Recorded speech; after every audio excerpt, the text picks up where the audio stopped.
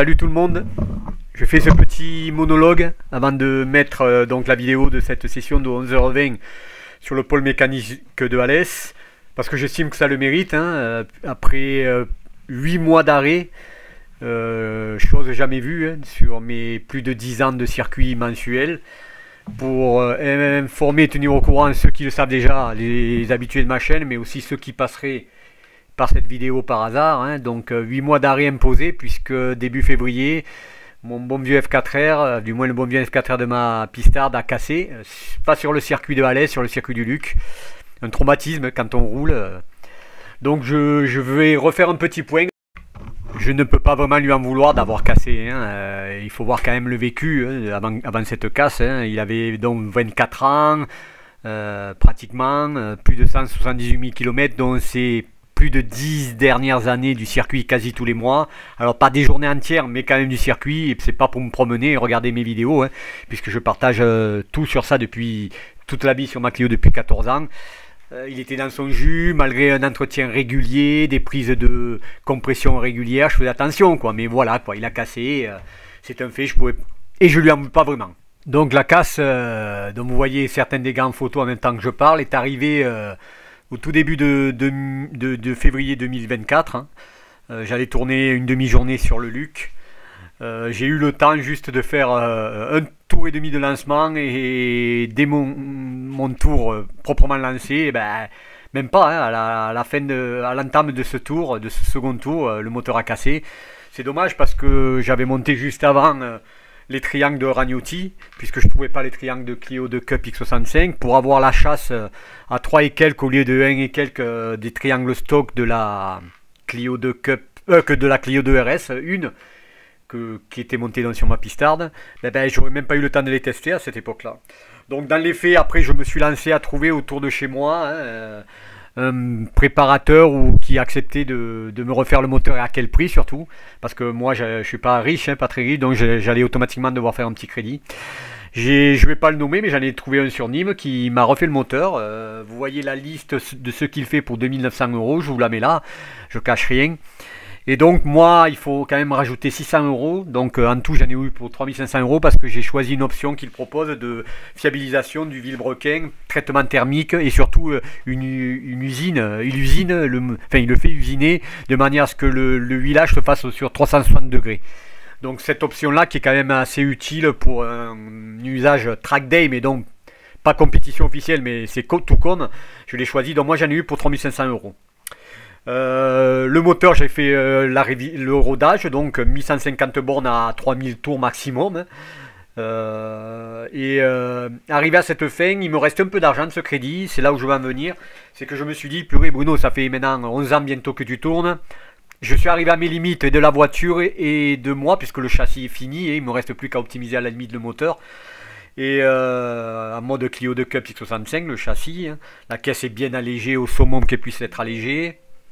Et donc je me suis dit, te reste assez, écoute, fais-toi plaisir, la vie est trop courte, je me fais vieux, hein, je viens de fêter mes 56 balais, même si je ne les parais pas, j'espère. Je suis en pleine forme en tout cas encore au niveau santé. Et j'ai décidé de monter des arbres à cam et d'acheter un calculateur reprogrammable. Le plus connu, j'ai pris le Prologue, hein, donc c'est quand même une certaine somme, mais c'est ce qui me restait du crédit que j'avais engagé. Et j'ai opté pour les Schrick que j'ai fait monter. J'ai opté pour les Schrick parce que c'est le calage spécifique, d'origine stock, parce que certains autres me conseillaient, celui qui m'a fait refait le moteur me conseillait les 4 cams, mais les 4 cams c'est ce calage spécifique et personne ne voulait me le faire. Ou le plus tôt c'était en janvier 2025 et je vous parle de ça en juin hein, 2024. J'avais pas mis d'attendre quoi, hein. Je me fais vieux, j'avais déjà loupé 4 mois, 5-6 mois. Donc j'ai pris les Schrick, j'ai fait faire le montage et j'ai fait faire une reprogrammation par quelqu'un qui le connaît très bien, hein, l'entreprise BPA. Et je vous avoue que cette reprogrammation, on attendait au minimum, allez, 190 chevaux, quoi. Et 220 Nm.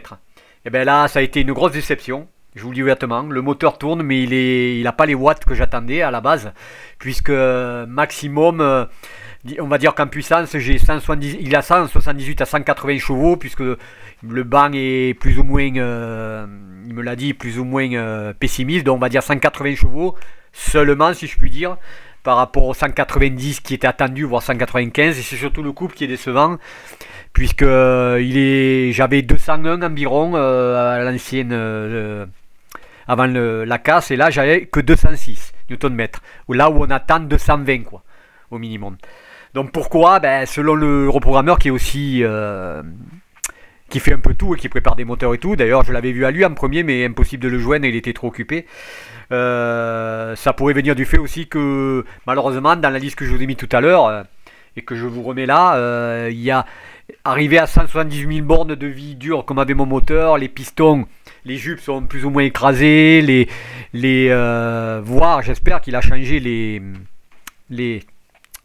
guides soupape à revoir, enfin, il y a plein de choses qu'il n'a peut-être pas fait, c'est pas une critique mais c'est un fait, hein, qui font que ce moteur est fiabilisé au maximum, mais il n'est pas rénové complètement. Alors certes, ça aurait fait une petite somme, mais quand même, c'était son métier en l'ouvrant, il aurait pu me le dire, et plutôt que de remonter les pistons qui étaient usés, quoi, me dire autre chose, parce que du coup, j'ai un résultat décevant alors que j'ai investi.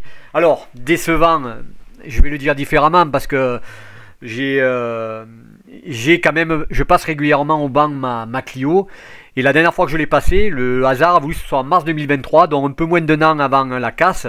Et le résultat, avec la config que j'avais, puisque j'avais aussi un calculateur Open, mais c'était pas le meilleur à la base. J'avais en fait le calculateur Store reprogrammé en 2013, mais avec un moteur différent. L'admission était là, mais c'était pas du tout la même ligne. Il y avait un catalyseur sport.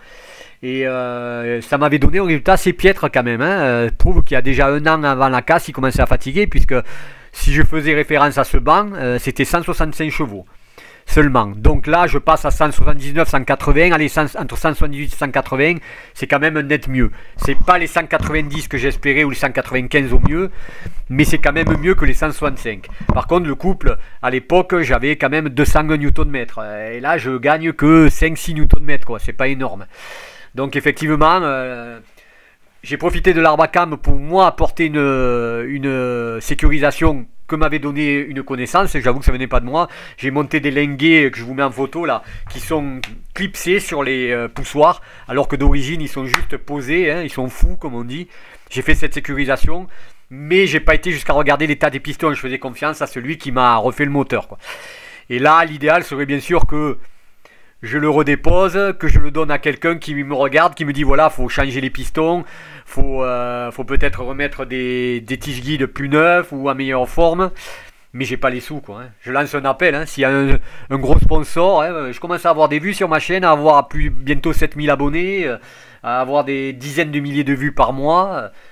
je lance ironiquement, hein, s'il y a un sponsor qui veut que j'affiche le nom de sa boîte sur ma Clio ou que j'en parle sur ma chaîne, je suis prêt, hein. Mais en tout cas, moi, pour revenir à plus sérieux, j'ai pas les moyens malheureusement de faire ça actuellement. Donc écoutez, je roule tel quel et c'est ce qui va arriver dans cette session, hein, dans ces deux sessions du jour que j'ai repris aujourd'hui pour tester. J'avoue que je les ai repris vraiment pour tester le moteur avec beaucoup d'appréhension. Je ne vous mettrai pas des extraits de la première session de 10h20 parce qu'elle a duré que 10 minutes. Pour moi, je me suis loupé, pour vous dire si j'étais stressé.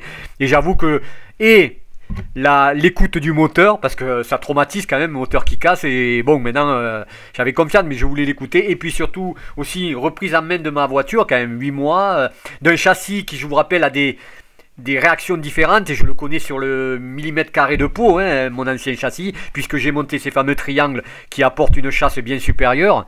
Et qui plus est, je n'ai pas fait de géométrie, c'est-à-dire qu'en gros, les cardans ont été reposés tels quels, sans géo, donc je me doute qu'elle n'est pas grandiose. Et là-dessus, c'est poussé, hein, je sais même pas. Normalement, j'ai une ouverture de vent de 7 minutes de chaque côté. Enfin bon, la géométrie n'était pas faite, mais j'avais pas prévu. Pour moi, ces deux sessions du jour étaient surtout pour tester la mécanique et reprendre en main en confiance cette voiture, parce que ça faisait quand même 8 mois que j'avais pas tourné. Donc voilà les circonstances de ces deux sessions et de cette session que je vais vous mettre, ou 11h20. Alors dans la première session, j'étais pas rassuré, je vous avoue. J'ai fait donc 10 minutes comme je vous ai dit. Et là, j'ai croisé pas mal de voitures que je connaissais qui ont dû se dire mais qu'est-ce qu'il fait? Il avance plus. Ben ouais, je testais.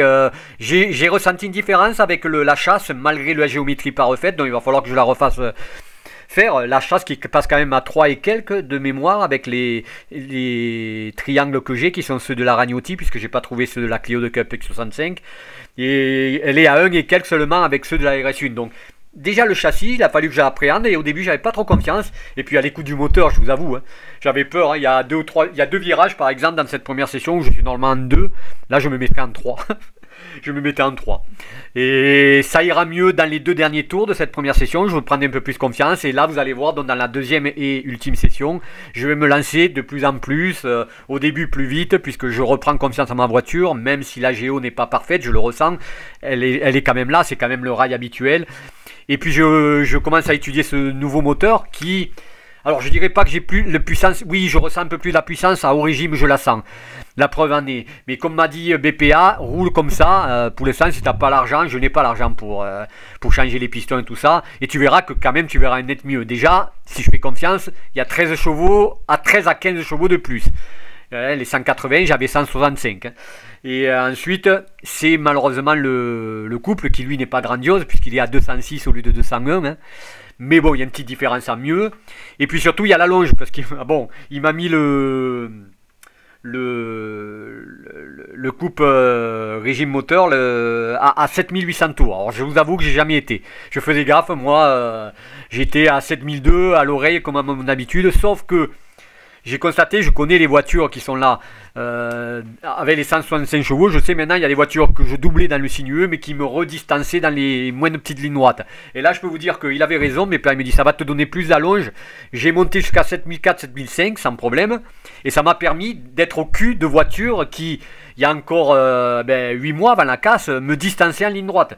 Donc, c'est pas, malheureusement, c'est pas les ressentis des 190-195 chevaux que j'espérais et qui m'auraient permis de passer des caps, par exemple de descendre officiellement sous les 1,27 dans le sens horaire sur Alès, puisque je ne l'ai fait que dans les sommons, vous savez, quand ça prend les 3 meilleurs intermédiaires d'une session, 1,26,95, mais dans les faits, c'est 1,27,35, je crois, mon meilleur temps réel, et là je pense qu'avec 190 j'aurais fait. Donc je pourrais pas parce que j'ai pas les 190 chevaux, mais j'ai quand même un mieux qu'il va falloir que je m'adapte. Conclusion, donc c'est positif, c'est pas les 190 chevaux que j'espérais.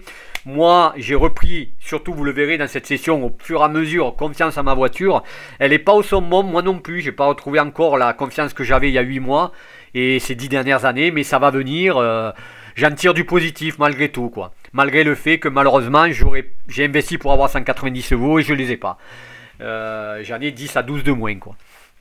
Enfin voilà, tout ce petit blabla pour résumer. Cette reprise a été positive. Je me tais maintenant. Merci de m'avoir écouté jusqu'à là et je vous laisse voir ce premier montage de cette session de 11h20. Allez, portez-vous bien, à bientôt. Pour moi, j'espère que c'est relancé au moins pour quelques années.